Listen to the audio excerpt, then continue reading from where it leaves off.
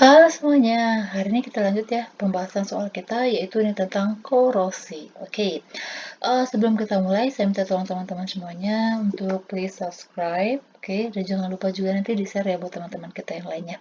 Oke, kita lanjut aja nih untuk soal yang pertama.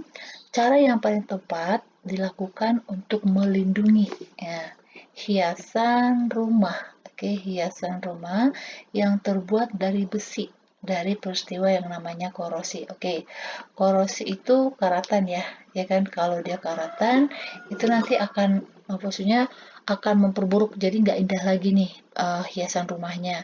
Dan juga nanti lama kelamaan karena yang dari besi, kalau dia mengalami proses korosi itu lama kelamaan dia bakalan rusak begitu. Oke, jadi caranya supaya tetap nih hiasan yang dalam rumah kita itu dia tetap indah kayak gitu ya dan bertahan lama. Caranya kita harus, nah itu dia yang ditanya. Nih, kalau menggunakan oli, nggak banget ya. Karena kan nggak mungkin dong kita buat oli gitu ya, kita hiasi di rumah, ya kan? Bukannya memperindah, malahan memperburuk gitu. Terus, kayak gini, yang namanya perlindungan itu kan supaya dia terhindar dari korosi, selain dia melindungi, dan itu juga apa, bisa memperindah hiasan itu, ya kan? Kalau menggunakan aluminium kayaknya kurang indah ya, walaupun ini bisa melindunginya. Oke, tapi bukan ini. Apalagi dengan seng, ya kan? Bukan, nanti silau lagi. Oke, berarti yang paling tepatnya itu adalah yang A. Jadi, kita melapisinya dengan perak, ya kan? Jadi perak ini nanti akan melapisi besinya ini supaya nanti kelihatan indah gitu ya hiasan rumahnya dan juga terlindungi yang namanya karatan gitu. Oke, teman-teman ingat kan? Kalau karatan itu faktor mempengaruhinya banyak, yaitu bisa udara, oksigen, air. Terus kalau misalnya ada yaitu senyawa asam, terus basah, terus apalagi nih, zat pengotor, kayak gitu ya. Ini akan merusak, akan mempercepat terjadinya karatan. Jadi kalau dia dilapisi dengan perak, selain dia besinya itu dia aman, jauh dari katoda, maksudnya jauh dari korosi, dia juga semakin indah kayak gitu. Oke, jadi dilapisi dengan perak itu lebih bagus ya. Oke, jadi jawabnya adalah yang A. Untuk soal yang kedua, diketahui potensial reduksi. Oke, di sini diketahui dari enolnya ya. Yang ditanya di sini adalah berdasarkan data tersebut pasangan logam nih yang dapat mencegah terjadinya korosi pada besi. Ya, oke, secara proteksinya itu adalah katodik. Oke, jadi kalau misalnya dia proteksinya itu adalah secara katodik, berarti di sini besinya itu dia yang diproteksi, dia yang dilindungi, kayak gitu. Berarti kalau dia yang dilindungi, berarti yang melapisinya itu adalah zat yang mudah mengalami reaksi oksidasi atau misalnya jika kontak langsung nih dengan faktor yang mempengaruhi terjadinya korosi, yang mengalami korosi pertama sekali itu adalah zat yang melindunginya. Jadi besinya masih aman, gitu. Berarti kita lihat yang zatnya itu atau logamnya yang mudah teroksidasi, ya kan? Teman-teman masih lihat nih, kalau zat itu dia mudah teroksidasi, berarti dia yang memiliki enolnya itu dia kecil. Oke, di sini karena yang dilindungi adalah besi, berarti kita lihat yang nilai enolnya lebih kecil daripada besi. Ya dong? Berarti ini, ya kan? Lebih kecil. Minus 1,66 sama min 0,076 itu lebih kecil. Oke, jadi jawabnya adalah AL sama C. Nah ini, yang D. Oke, lanjut lagi. Ini lumayan panjang nih soal ini. Oke, kita baca dulu. Proses korosi pada logam dapat dicegah dengan melindungi perlindungan katode. Oke, dengan cara logam yang mudah mengalami korosi atau besi dihubungkan dengan unsur lain yang mudah teroksidasi. Nah, sama seperti soal berikut sebelumnya. Untuk mengetahui logam apa saja yang dapat melindungi korosi pada besi, siswa melakukan eksperimennya. Oke, dengan cara siswa melakukan eksperimennya yaitu 5 batang pakunya dari besi ya, dililitkan dengan logam lain dan diletakkan dalam 5 tabung. Oke, jadi gini. Jadi ini ada tabungnya. Tabungnya ini dikasih apa? ini agar-agar ya, jadi agar-agar yang punya indikator semuanya sama, tapi yang membedakannya yaitu masing-masing besi tadi atau paku tadi yang berasal dari besi itu dililitkan dengan logam yang berbeda. Oke, yang ditanya di sini, berdasarkan gambar di atas, maka secara teoritis urutan kecepatan proses terbentuknya korosi dari yang paling lambat. Oke, jadi ini dari yang paling lambat ya. Oke, ingat ya, tadi katanya perlindungan katodik, yaitu kita melindungi besinya supaya dia tidak terjadi korosi. Berarti kita cari yang melapisinya, logamnya itu adalah yang mudah mengalami korosi. Oke, jadi kita cek nih. Nah, ini kan nggak diketahui nih nilai R0-nya kan. Kalau tadi kan diketahui nih nilai R0-nya. Berarti teman-teman harus ingat yang ini dalam deret volta. Kayak gitu. Oke, urutan deret volta kan ini. Litium, kalium, barium, kalsium, natrium, magnesium, aluminium, mangan, ya kan? Terus ada zinc, ada krom.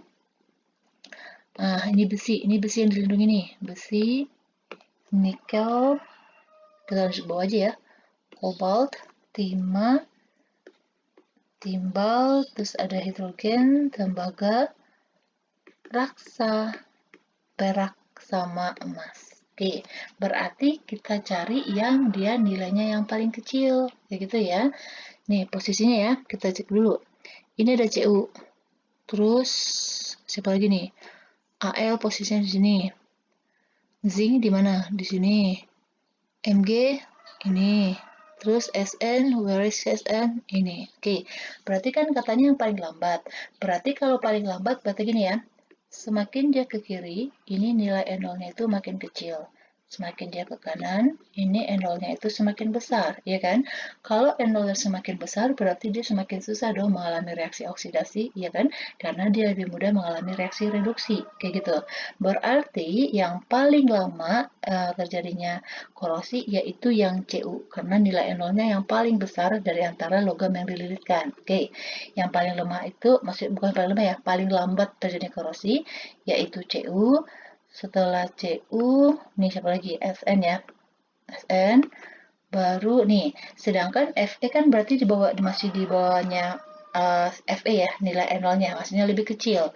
Berarti zinc, setelah itu aluminium, mangan. Nah, jadi mangan ini yang paling mudah teroksidasi, kayak gitu. Jadi yang paling cepat terjadinya korosi nih, ini adalah yang Mg, yang dililit dengan magnesium. Karena nilai N0-nya dari magnesium itu dia lebih kecil, kayak gitu. Jadi semakin mudah dia mengalami reaksi oksidasi, kayak gitu.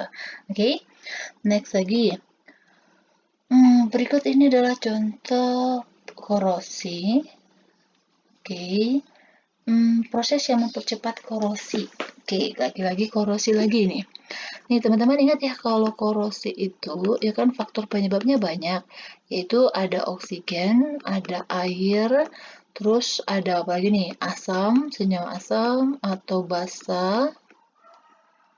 Oke, terus ada juga yaitu garam, dan juga nih zat pengotor gitu. Jadi kalau misalnya dia nggak bersih juga bisa mengakibatkan dia korosi gitu.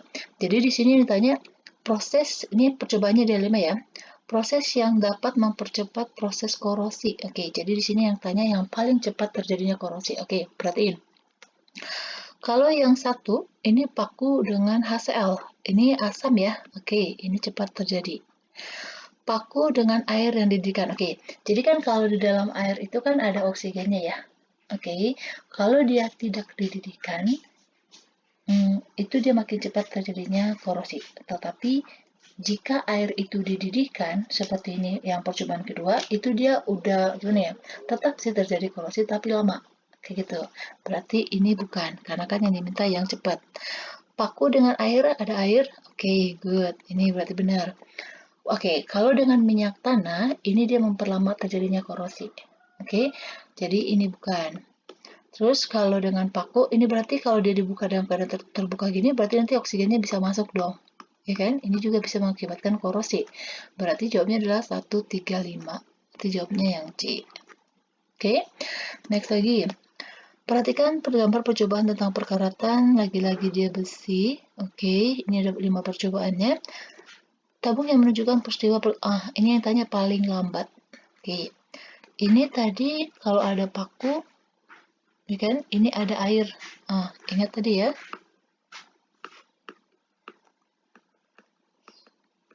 Sekian air, asam, basa, garam, ya kan? Kalau ada air berarti dia korosi. Tanpa udara, tapi ini adalah senyawa garam. Oke, masuk ke sini.